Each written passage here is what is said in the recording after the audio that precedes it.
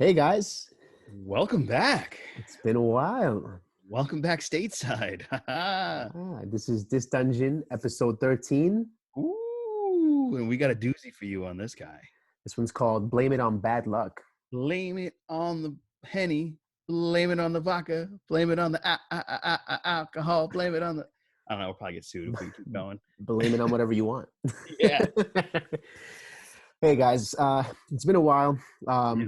Had a lot of family emergencies, a lot of hiccups, A lot of death, unfortunately. a lot of death. Obviously, if you're listening to this within the next week or so, we're probably still in quarantine. Yep. We took us a while, but we have a really good show lined up for you. Can't wait to do it.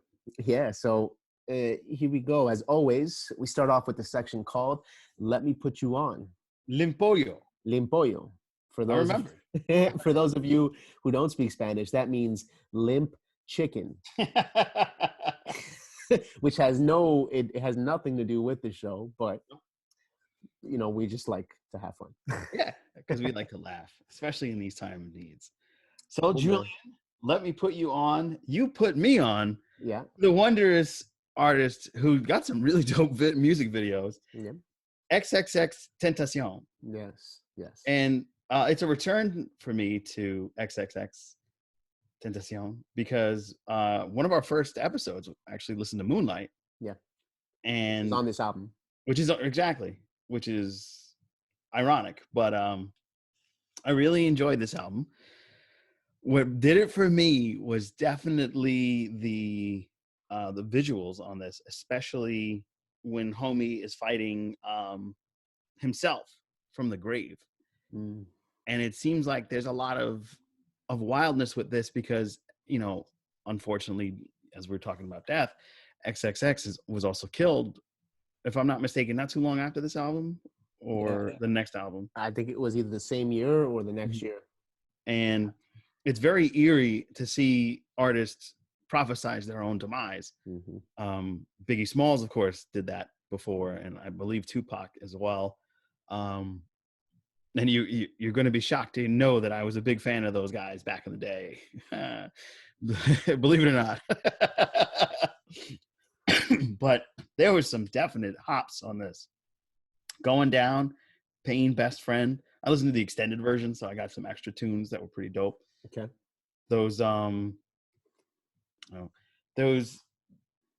Especially the video on the him fighting from the grave, from the casket, and there's so much imagery with so much white and red and everything that's coming together like blood, because ironically he was shot, if I'm not mistaken, in Florida.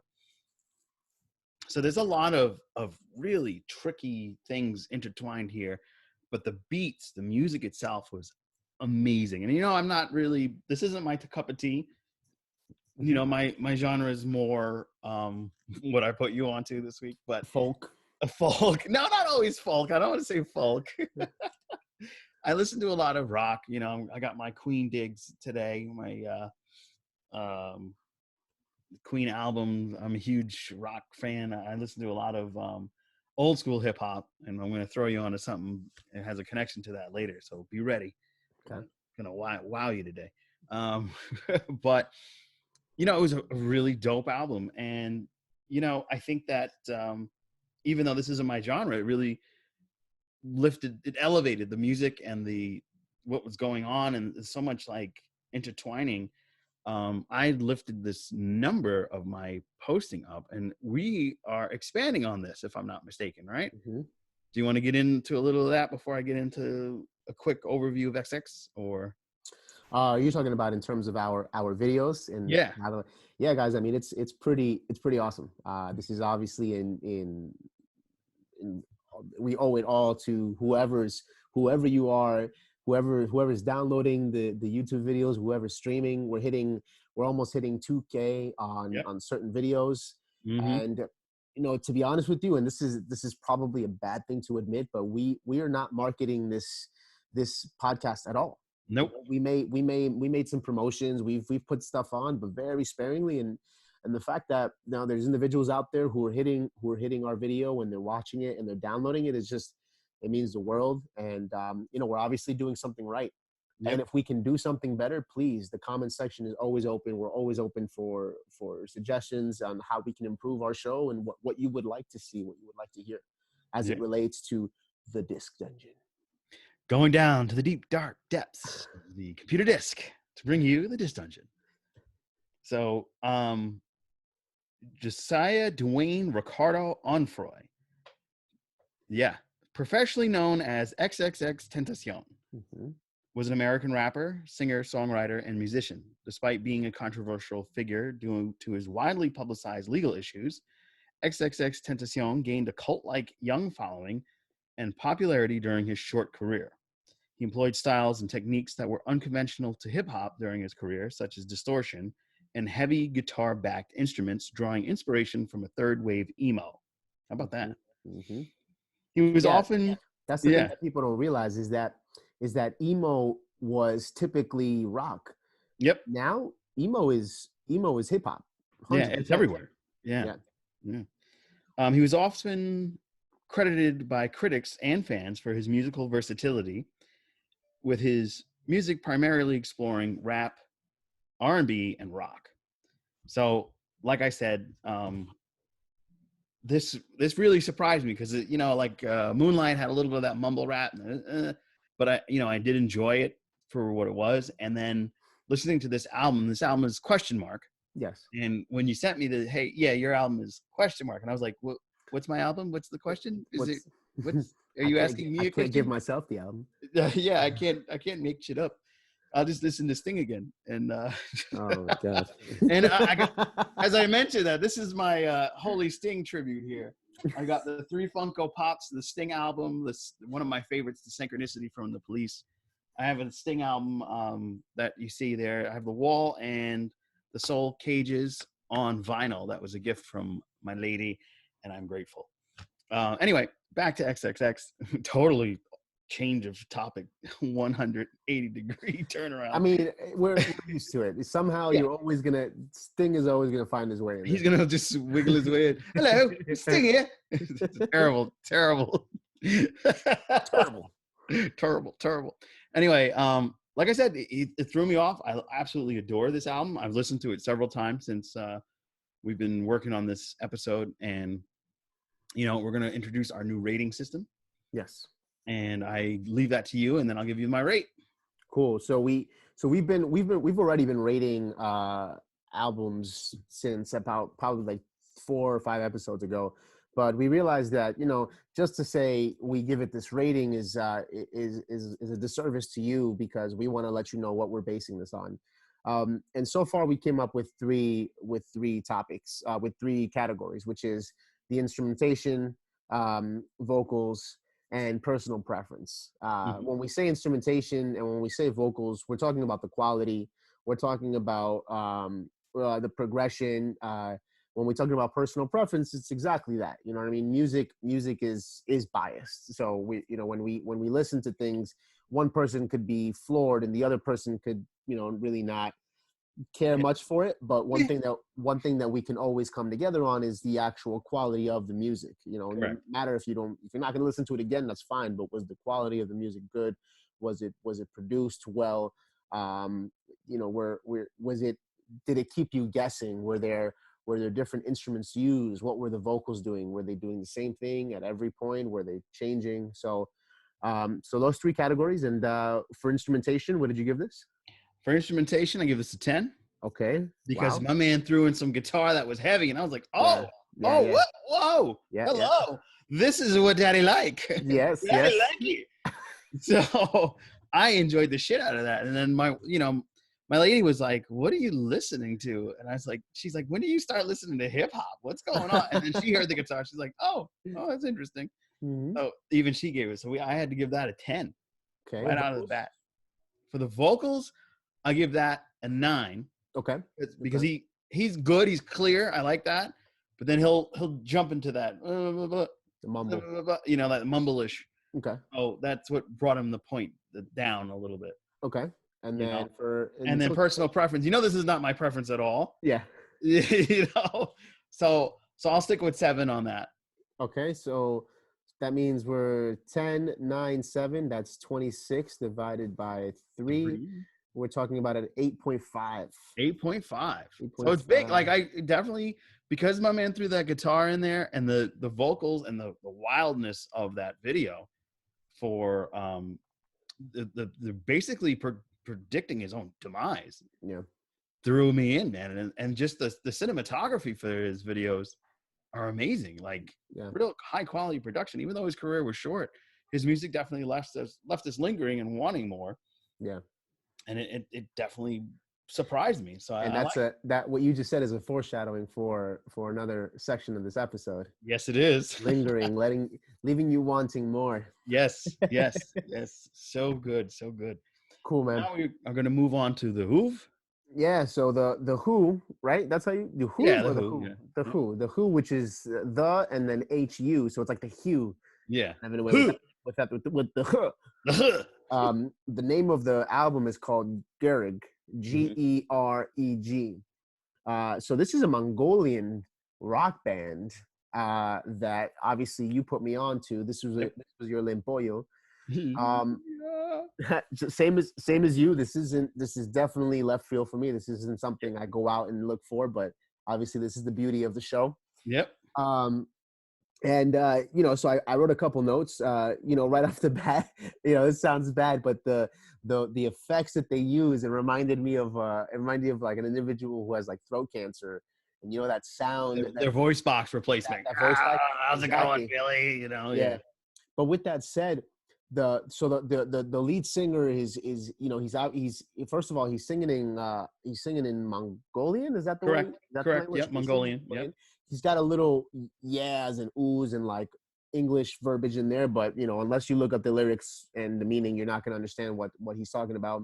I'll leave the meaning to you, because I know you've dove into what they actually stand for and what this album stood for. Mm-hmm. But something that I noted that was really cool was that his background vocals were amazing, man. If it was him or whoever his group is that's doing the background harmonies, amazing, man. Floored by the harmonies they're using, by the moments they choose to come in. And this is epic music. This is music that, you know what I mean? If you want to get motivated to climb this mountain, this is the music that you're gonna want to listen to. Get to the top of Mount Everest. Listen to the Who. Exactly. Actually, I used to watch a show on Netflix called Marco Polo. You heard of it before? Yes. Yeah, I know that show. And It's a dope show. I wish they would have continued it. and I think it was Genghis Khan, right? Genghis Khan was Khan. Yeah, Genghis Khan was it Genghis or was it Genghis? It's Genghis Khan. Because there was another one. There was Right. another ruler who Right. was Khan. Anyways, Right. this definitely reminded me of the show. This music was probably in the show, to be honest with you. It might have been. I don't know. Because when did that show come out? I want to say like 3 or 4 years ago. Yeah, it might have been, because they came out in 2016. So yeah. So Yeah. Marco Polo is about the Mongolian Empire. It's its own dramatic take on it. But if you haven't seen that, you'll understand what I mean if you listen to the music and you watch the show. That they would go hand in hand. Absolutely.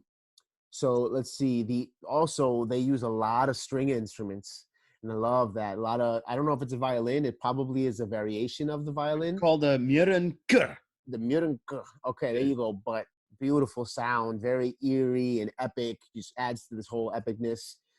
They use they use a lot of you can hear the acoustic guitar in there too that they throw in certain intros. Mm-hmm. I would say that if I needed to describe this to somebody, it would be if System of a Down were born in Mongolia. That's pretty much what you're listening to. Yeah. Minus the operatic singing, because he's not really like his range. You can tell his range is very limited. And he sticks to this growl in his voice. But the style of music, man, it's like if System of a Down were born in Mongolia. So that's a good, which is great, because System of a Down is one of my favorite bands. So Yeah, they don't. Also, I got some Incubus vibes, because not only is the music epic, they're very rooted in their culture. You hear horses in the background, which if you don't know, Mongolia was they took over half the world on horses. Yep. They were savage. And I say Incubus vibes because Incubus did the same thing with their music. They would incorporate these elements, these jungle elements and these bird sounds a lot in their music, and I really like when bands do that. There's a song on there called Shug Shug. This was probably the poppiest song on there. They had a very, very Western sounding, American rock sounding bass line. So that was cool to see that they, that they could deviate a little bit from their Mongolian hard rock type of sound. Yeah. I noted again that just the background vocal work was just excellent. So in terms of a rating, instrumentation, 10 out of 10. Amazing everything. I was floored by the sounds. The vocals, even though I'm, I prefer singing, I prefer standard singing. I prefer standard singing and standard melodies. That you're not going to get that in this album. No. But the quality of his voice, the uniqueness in the growl, and the background vocals, that put it to me, that made it a 10. You know what I mean? Because they, it showed that they weren't just a one. They are versatile. It's not just this guy growling the whole time. They are able to add these beautiful harmonies. And then personal preference, I would give it a 7 because, like I said in the beginning, it's not something that I'm going to go out and look for. I'm not going to put this on repeat. There are very specific moments where I would listen to this type of music. So 10, and a 7. The average is a 9. Yeah, boy. Yeah. Big win. W. Let me get into the Who. Now, I remember talking about the Who around Gunship time. I've been diving into Gunship a lot still, and the Who. The Who is a Mongolian rock band formed in 2016 with traditional Mongolian instrumentation, including the murinkur and Mongolian throat singing. Now, Mongolian throat singing is something I actually came across in Enigma in 96, 97. Mm-hmm. And they actually went to a Mongolian temple and got some of that music and got sued by the Mongolian monks that they took it from. So, fun fact. The band calls their style of music Hunhu rock. Hu, Mongolian being a root word for the word human. Interesting. So they're human groups. So there are 2 videos that were released in the fall of 2018. UVU and Wolf Totem garnered over 25 million views by October 2019. So they got some really good rock in there.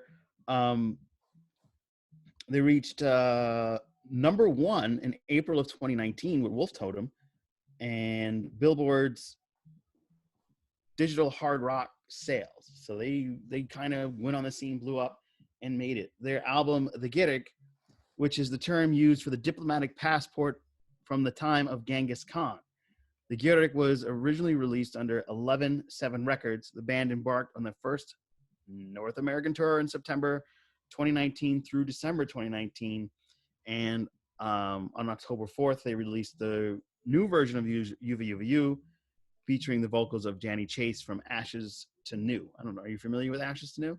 No, neither am I. So, and that's it there. Another fun fact, if you are a fan of the Jedi, New Jedi Order video game, they're actually featured in that game too. So okay. That makes sense though. It does. It sounds like an alien. If you're American, Mongolian kind of sounds alien to you. Yeah, I mean, and it's just epic. It sounds like some shit is about to go down, and in Star Wars, I mean, a lot of shit's about to go down in Star Wars. Yeah.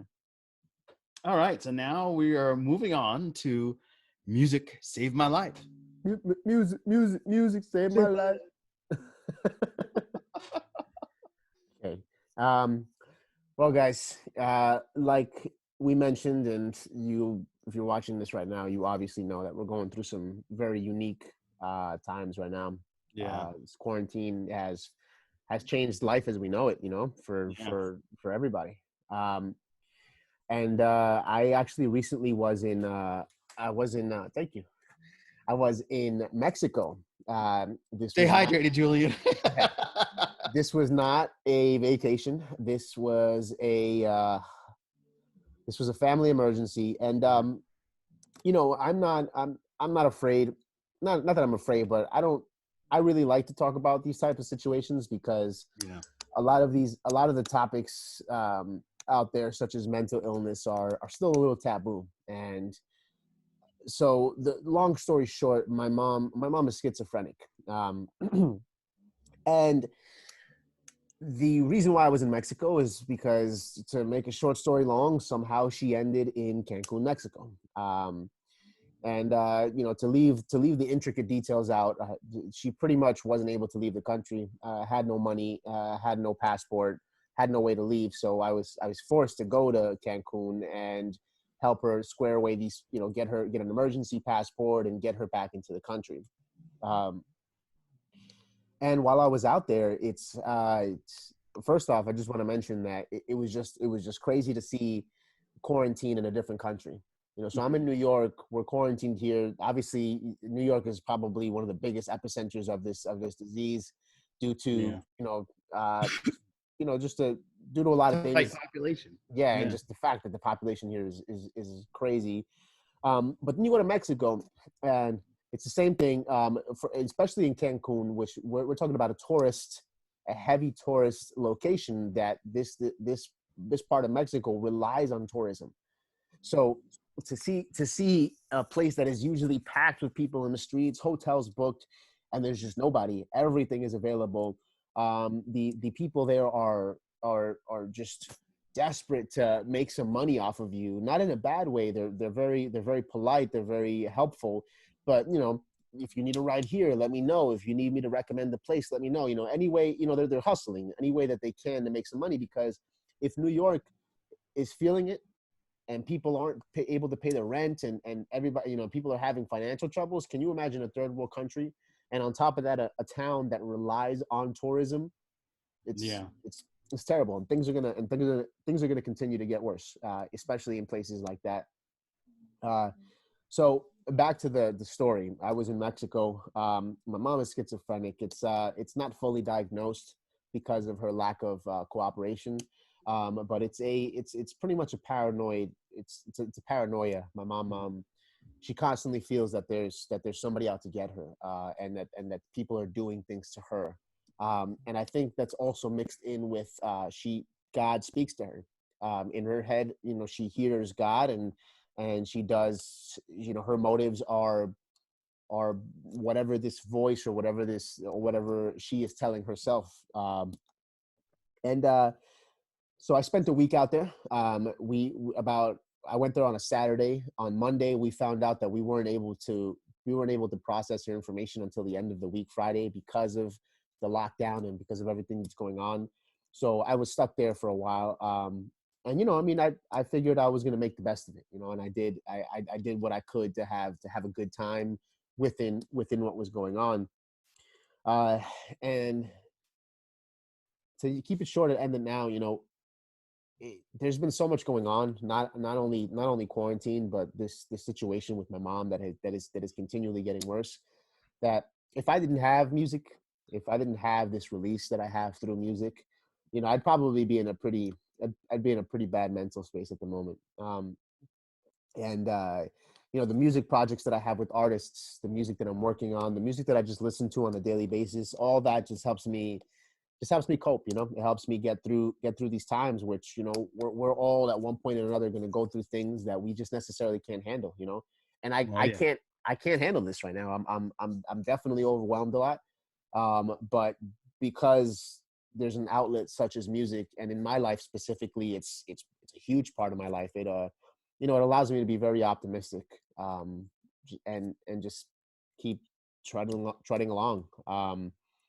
And and so to segue, I want to talk about all the amazing artists out there, and how as a creative, I'm just proud of all the other creatives out here, and how we're using this creativity to find ways to still connect with our audience. Because one thing's for sure is that there's people out there who are home, and home is not a good place to be for certain people. So for us, being home might be safety. for other people, they might feel trapped. So something as simple as an artist going live and interacting with their audience and playing music for their audience, it makes a world of a difference for people. And so it's great to see people using the live platforms and any platform out there that allows you to interact in a like we are right now when we're, Yeah, thank God for this. yeah, thank God for these platforms. And I've always been an advocate of technology in our lives in general, because I think I do think that there's downsides to it because of human nature and how we like to abuse certain things. You But sell your info for a buck, yeah. yeah, but technology is amazing, and this is just one of the many ways that it is. Um, Interestingly enough, I'm gearing up to release a song called "You." No, Yeah, look at yeah. So that. we're in the midst of creating the marketing behind it. We're getting some 2D and 3D images done. We have a music video that's already done. And the reason why I want to mention this is because "You" is a song that relates to mental illness. Mm, The song that the music video that we're gonna release is essentially a therapy session at the beginning, and then it goes into these cut scenes of me popping pills and smoking and just abusing substances. hmm Um, which is part of a lot of people's stories. You know what I mean? A lot of way people cope with certain things. And and I just thought it was worth mentioning, because not only is the song going to come out, it also relates to the time that we're going through, that yeah, our lives are changing, but we also have to be aware that mental illness now especially is probably one of the biggest topics and areas of concern. areas of, exactly, and one of the Yeah, that are still overlooked. It's still exactly. taboo. There's still not enough information. And as I'm going through this process with my mom, I'm realizing how hard it is for somebody with a mental illness to get the help that they need. Yeah. The system is just not adequate. It's not set up correctly, or the resources are just not available for people who really need them. Um, and and I know that so that's pretty much in summary what I've been going through. And I know, Joe, you've Yeah. also had some big things happen. If you could elaborate. Yeah. I mean, first of all, I just want to say I'm glad you made it safe and sound with your mom back. When you were telling me you had to go to Mexico and we had to like postpone again, I was like, what, for real? And then you were on the plane and I saw the pictures of Mexico. I was like, holy fuck, I feel so bad for this guy. Like, unbelievable. Because I knew you from experience that your mom was going through some stuff, but I didn't think she would make it all the way out there. When you told me how far she went, I was like, damn, I could barely make it like to New York City because the toll is so expensive. She made it all the way out there. Yeah. Wow. But I'm glad she's okay. And I know it's a difficult thing. My sister, she has paranoid schizophrenia. Yeah, people don't know I have half brother, half sister. I'm my father's youngest child. I barely deal with my father. We have a big out, and I relied a lot on my life on my uncle and my godfather. And you may remember from earlier episodes, if you're a longtime listener, that my godfather was going through some serious health issues in the beginning of the year, and unfortunately, he passed away due to COVID. He was in a nursing home for rehabilitation, and he was getting there, and unfortunately COVID took him. And recently my mother just got diagnosed with COVID because she's also at a nursing home, but she's handling it well. She's broke the fever. She's still talking to me. We're going on 5 days now with this. And she called me this morning and we were joking, and we might have some t-shirts coming out, but that'll be in a future episode, and it's going to be dope. But the losing my godfather and what's going on with my family this year in 2020 has just been like painful. And the music that I listen to kind of cope with it, I've dealt with loss a lot in my life. When I was very young, around 91, half of my family passed away. My great grandmother, my two grand aunts, my grand uncles, all these relatives that I knew and depended on as an infant, and as I was getting my footing here in New York, all went. We went from a family of like 12 to 5, and it's detrimental when you're a young man and you're learning, or a young boy for me, and you're learning what it is to lose something for good, and to cope with that, my uncle put me on to Sting. And specifically, I'm estranged from my father, as I mentioned, and one of the albums that he put me onto was the Soul Cages, and that album hit me hard. Like, every time that I'm depressed, I throw that on. I might put my headphones on and listen to it, because I might whimper and look in a corner somewhere, because I don't let even those closest to me see me emotionally. That's just how I am. But even still, like, I'm thinking about it. I've talked with my pastor even, and I just break down, because it's heavy to deal with all these things that are going on with my life and with my family, and there's so little of us left. It's just hard, man. And to lose him, he was the guy that took me skiing. He was the guy that took me to the Howe Caverns. He took me rowing. He took me to Vermont. And he taught me about a little bit of the stock market. I made a couple bucks, nothing outrageous, but to lose that force in your life, and that older person that you turn to when the chips are down, it's just a big hole in my life. And like I said, I've been listening to the Soul Cages to deal with the loss, because that's a Sting album that specifically deals with loss. And the lead song, Island of Souls, is about a son trying to connect with his father, and just the two of them going out together and learning about each other and experiencing the father-son relationship, which is something that I didn't really have because my father was so distant.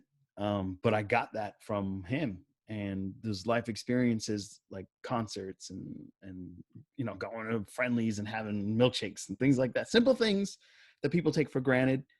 That's the guy that was there for me, and my uncle, and that male figure that helped me keep focus, keep in line, and not fuck around. And he's gone, and it's very difficult to deal with that. And then there's a song called When the Angels Fall, and that's obviously about your transition to heaven. And I listened to that straight for like 2 weeks, because that happened a little bit before you were going to Mexico. So we were both experiencing like big traumatic moments at the same time. And a month and a half later, I always jump into an album, which is going to segue into Let Me Put You On. I'm going to put you on to more Chiba, Dive Deep. And there's a particular song that I like called Blue Chair. And it just reminded me of his house, because he had one of those chairs. It wasn't blue, but he had one of those chairs that you just sit in and you dive deep. And I mean, more Chiba, you're supposed to smoke. I'm not going to smoke in the guy's house, but you're supposed to toke some Chiba and just dive deep into that big chair and just drift off. And there's a lot of really good shit on that album that I think you're going to enjoy. Slick Rick pops up on it.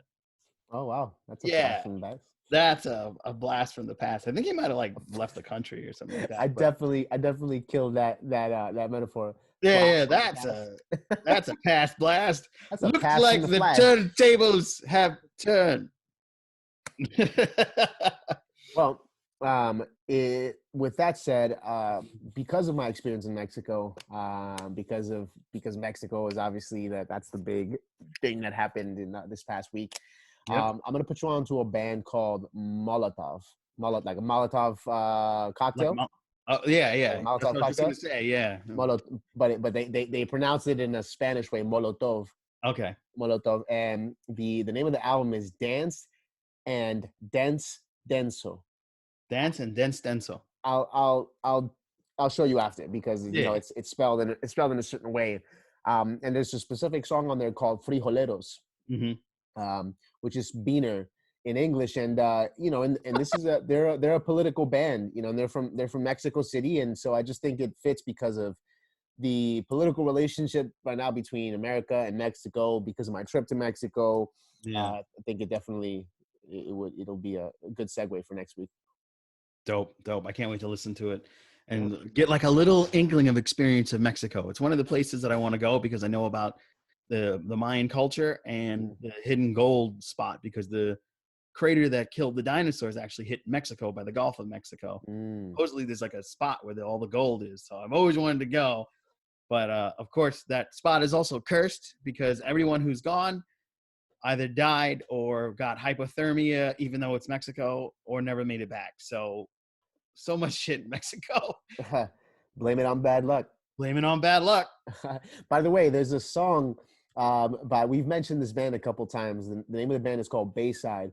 Bayside. And that's why we decided to call the episode "Blame It on Bad Luck," because the lyrics of this song describe this individual who's just going through struggles. And at the end of the chorus, he says, "I guess I'll just blame it on bad luck," because he's given up on trying to figure out why these things are happening to him. And then the song has a positive note because then it starts to float more into like, hey, maybe it's not just bad luck. Maybe these things are this is just life, and this is going to happen. And really the important part is my reaction to these events. And so I mentioned that because, me and you were going through these things, and when I was in Mexico, I could have dwelled into my emotions. I could have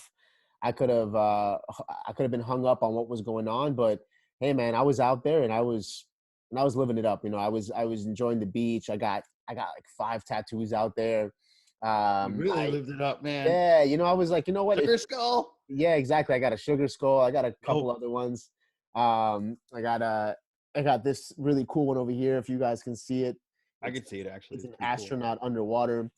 The point is that just because you're in a bad situation and you're dealt with some bad circumstances doesn't mean that everything has to be bad. That's right. Some of the things that I found out after my godfather's passing was how much he cared for me. And, though he didn't set up everything, he wanted me to be his successor. And it's a shame he didn't facilitate that. But everybody that I was meeting while he was going through that was like, oh my God, you're Joey? I've heard so much about you for years. And for years he would tell these people, oh my God, you're Joey. And of course, everybody that knows me as a boy knows me as Joey, not Joe Dove. So if you're wondering, that's why. Joey. Yeah. I mean, I like it now. I didn't for a while. I don't know about adulthood, but now it's just like, whatever. If I've known you for like more than 20 years, you're going to call me Joey because you knew me as an adolescent, But yeah, so music is definitely a binding rule that encompasses the good and the bad, because so much music can remind you of moments of the past that correlate with profit and loss, and losses and profit are not financial or monetary. Sometimes they're both emotional and empowering. Yeah. So I'm over here talking to my mom every day, twice a day, even FaceTiming her to keep her spirits up while she's battling this thing. And I feel, and we share music because we're talking about Mike Oldfield, because she's like, what was the name of that? There's a Mike Oldfield album called XXXTentacion, and there's a song about an Incan, Native American, and it's just the drums and the beat and the woman singing. It just brings a lot of happy memories for her. So she wanted to get that album again, and I linked her to YouTube so she can listen to it again, which is really nice. Cool. So there's positivity in that, Yeah. I mean, this is our next section is called Behind the Beat. Behind the beat. In this section, we, if you've heard many times, I am an artist, I am a producer. I am constantly, week by week, working with multiple artists, producing my own music, producing for artists, songwriting, all the above. I'm part of a company called Audios. We are the production company. Aquios? Not Aquios. Audios. Not Adios. Not Adios. Audio with an S. And I mean, I have some pretty cool announcements for this section. One of them being, so your hometown, Mount Vernon. Big up MV, money earning. There's a Mount Vernon Chamber of Commerce, and they are creating a music division.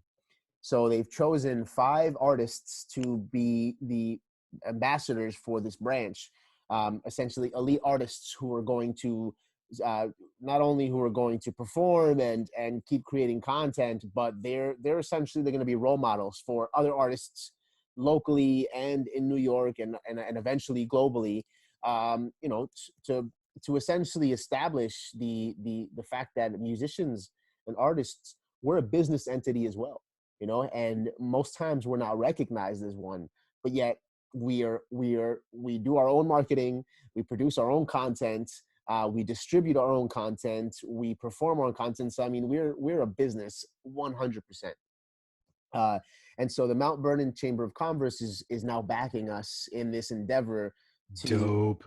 in this endeavor to essentially show the world that we, you know, we take ourselves seriously and we consider ourselves a business, and now we want you to see why. And it's such a small world because, like I said, I grew up in Mount Vernon. My roots are deep in Mount Vernon. I have a website called I Love Mount Vernon because I explored the history of the Mount Vernon, and you know, I'm connected with the politics of Mount Vernon. A lot of the people, oh yeah, I'm doing this and this, and then I see some people I know at the event, and I was like, oh snap, it's Jantine, who is the sister of the mayor. I'm like, oh my god, this is amazing. It's like, so we probably would have run into each other regardless because Mount Vernon is a spot that I'm always chilling at. So yeah. and I can't wait till it opens back up. We got to go to the bayou. Yeah, I mean, you'll be my guide. I mean, I've definitely been in Mount Vernon a lot. Just I've never lived there, so I'm not in touch with the history the same way. But Yeah. that's going to change now, you know, because Yeah. I'm gonna be very involved with Mount Vernon locally. I will be your guide. Oh man. And just to shout out the artists who are also involved, we have Isnate, Phoenix He's Eve, amazing. Andre the Phoenix, and Udo. These artists are either from Mount Vernon or in the local New York City area.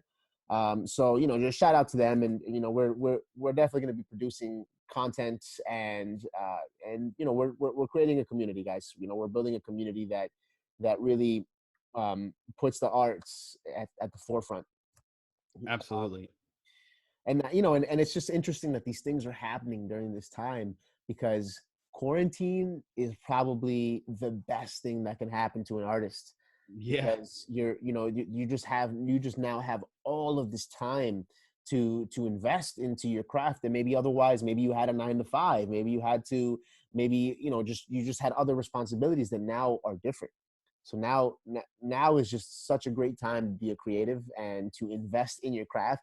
You don't even have to worry about publishing content, putting out stuff, which is great, but just the amount of quality time you have now to get to hone your craft is beautiful, you know, and that's what we're doing. We're day in and day out just making more music, and I'm really excited for you guys to hear some of the things that are coming out, such as Here we go. there's a song that is pretty much wrapped up. It's called Toys.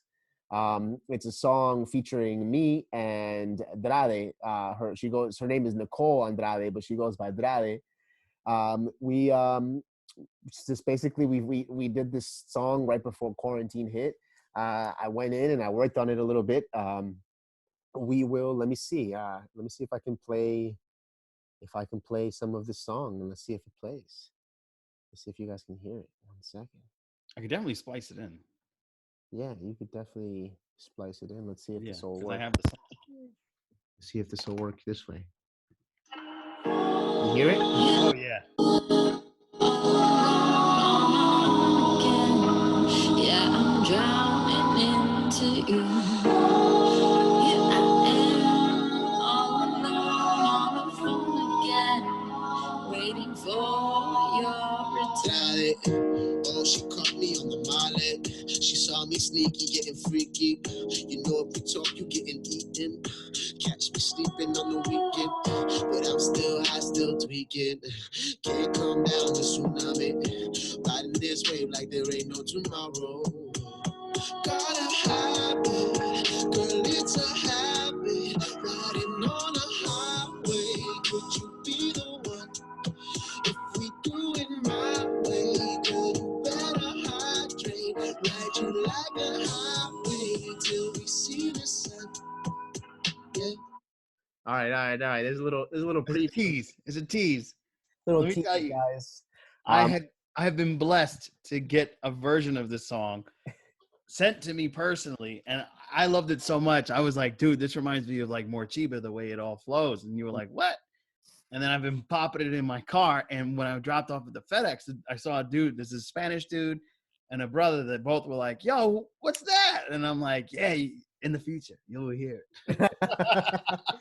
Exactly, man. I mean, just shout out to Nicole. Me and Nicole, we definitely we have a thing going on when it comes to writing music. We definitely understand each other very well. And that song is the reason why it's called Toys is because it's just about how you think of yourself as a child, and you have your toys, right? Some kids are greedy with their toys. Some kids love to share their toys. Some kids love to destroy their toys, and just like, and some kids like to just destroy them and put them back together in their own way. And just, it was an interesting concept because we use that to relate to relationships, and how as we grow up, some of us take care of our relationships, some of us destroy our relationships, some of us play with our relationships. So that was the general connotation behind the song. Dope. I love it. I love the song. And like I said, I was bopping it on my way to my FedEx drop off from work. Working from home has changed my life quite a bit. I never expected to be using my car during quarantine. Okay. So it was nice because it gets a chance to get out. And like I said, it's a great song. Super excited to hear the rest. And you guys are going to be in for a treat once this drops, man. I'm so excited for you and Nicole, because you guys are really a dynamic duo. Thank you. So, thank you very much. Absolutely. And I can't wait for the rest, man. Yeah. I kid you not. Well, guys, that was our behind the beat section, and now, which is probably Joe's favorite section, and he's been jumping up in his chair waiting for this section to come to. This is Tricks of the Keys. Tricks of the keys. All right, take it away, man. Well, this is going to be one of those ones that are going to deal with curse or blessing, mainly curse. We're going to talk about something that my mom wanted me to bring up on the show as soon as she heard that I was finally going to be pulling this thing together with someone, and especially a music producer, because it is probably the biggest influencer of so many different musicians, and the number one creepy, spooky curse of music itself. And if you know anything about the Crossroads, you're going to know about this brilliant musician. You think that learned on his own, but who knows? Robert Johnson. And his curse is called the Curse of the Crossroads. His song is called Crossroads Blues. And he's one of the most influential blues performers in American history. He influenced groups like Leonard Skinner, the Allman Brothers, and so many different musicians that are around today. Even Zeppelin were influenced by this guy because he has a special story. He actually is going to have a Netflix show about this story. And Crossroads Blues and Meeting at the Crossroads is about Robert Johnson, who died mysteriously in 1938 at the age of 27. Now, if you're familiar with 27, he's one of the first of the litany of, I think, over 60 artists that like Jimi Hendrix and Kurt Cobain and Amy Winehouse, that died at the age of 27, even the Doors frontman. Now, his haunting song, Crossroad Blues, was written 2 years before his death in 1936. And as another interesting aspect of that is because the myth is, and some people believe this to be the case, is he was an okay musician, and he had a mentor that was guiding him into playing the guitar at a better pace.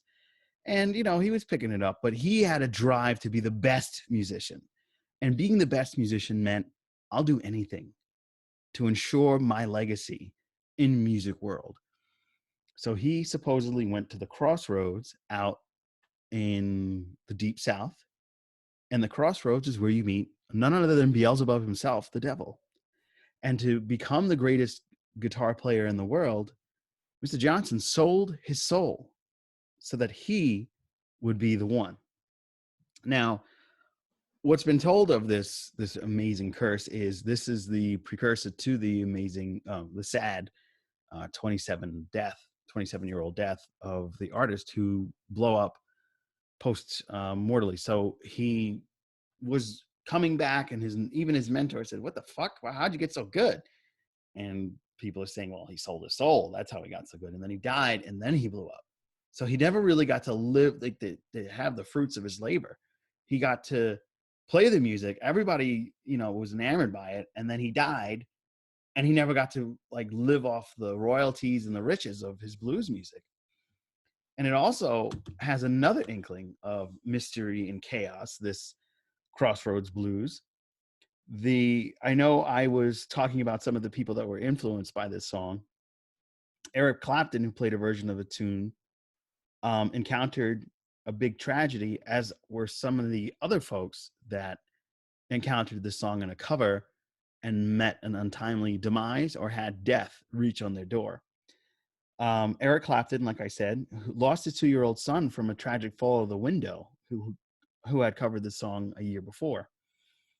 Like I said, Lynyrd Skynyrd also covered this song, and they were involved in a tragic airplane that killed 2 members and their tour manager.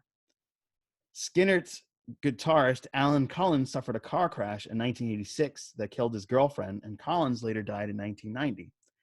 As for the Allman Brothers, they performed the tune throughout their career. Duane Allman died in a motorcycle accident in 1971, a little over a year later, in the same spot where he died. Band member Barry Oakley also perished in another bike accident.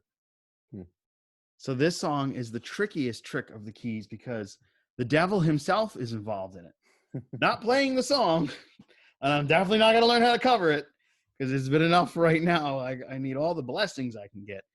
But on the good flip side of it, this is one of the things that brought my mom and I closer, because we love music mysteries and how music comes together and brings people together. And that's how my mom and I got together, because we like spooky shit too. So that one's for my mom. I know she's going to be watching when this later and listening on the podcast, because she's a big supporter. And she's actually been telling her nurses, and probably a big media source of how we're getting the numbers up. Yeah, supposedly there's like over 60 musicians in America alone who have died at 27 years old. It is a curse of itself, 27. Mysterious, deadly number for musicians. Crazy. So crazy. Yeah, man. I mean, I'm happy we got this show done. I'm happy. And I'm also happy that you're over 27. Yes, I'm 30, guys. That was about 2 months ago. I turned 30 years old. I actually have a birthday gift for you. Oh. Yeah. Yeah, it's in the house. Oh. When I see you in person, I'll hand it to you whenever that's going to be. That's going to take a while. Yeah, it's going to be a while. June, July, something like that. Well, guys, as always, this was a pleasure. Thank you for tuning in to episode 13 of the Disc Dungeon. Wrong channel. Not the Dick's Dungeon. No, that's another show. That's more of a visual. It's more. Yeah. You'll find that on Pornhub. Well, man, it was great talking to you, man. Absolutely, man. Another great episode. Signing out here. All right.